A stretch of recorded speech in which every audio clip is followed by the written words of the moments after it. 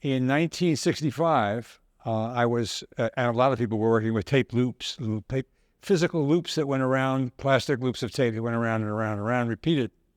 Instead of using electronic sources for music, I was interested in the human speech because it's human and because it's melodic occasionally. And if you loop it, if you repeat it, that becomes clearer. And the meaning doesn't really disappear. Actually, it gets intensified. I had been told by a friend there's an incredible black Pentecostal preacher preaching in Sundays at Union Square in San Francisco. Why don't you come down and record him? And indeed, he was incredible. And he was preaching about Noah and the flood. Now, this is 1965, not too long after the Cuban Missile Crisis, when I and millions of other Americans were afraid that they might just all go up in radioactive smoke. So the idea of national disaster was hovering like a cloud at that period in time. So to hear about Noah, just you couldn't avoid making associations between the story of Noah and the end of the world at that point and what was going on in reality around us in 1965. I brought the tapes home and I listened to them, and I started actually going to the piano and trying to write down, as if I was taking notation in a music school, of the melodies of the preacher's voice, Brother Walter's voice.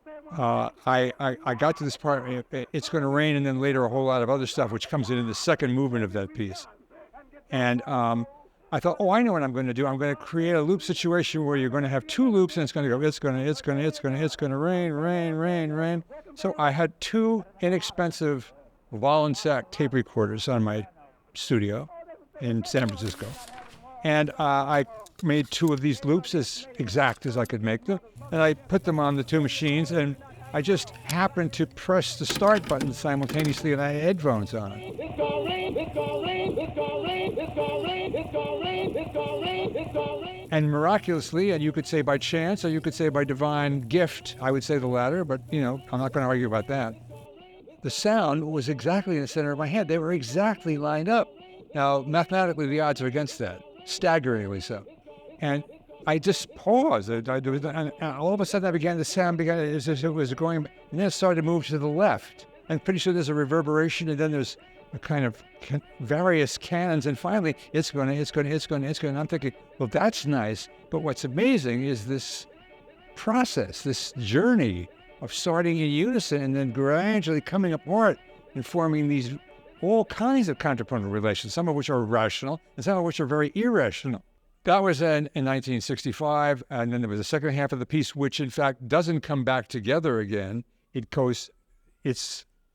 knocked upon the door till the skin came off their hand. My Lord, my Lord. They couldn't open the door. It had been sealed by the hand of God. Now that long, fast-cut series of sentences by Brother Walter is allowed to go out of phase in two voices, and then in four, and then in eight, so you go from comprehensible speech to noise to what feels like the end of the world. It's Gonna Rain created a new technique for making music, which I call phasing. You could call it constantly variable canons, too, because the idea of canon is very old, very solid, but the canons are there. How you get to them has changed. It's gonna rain, it's gonna rain, it's gonna rain after a while.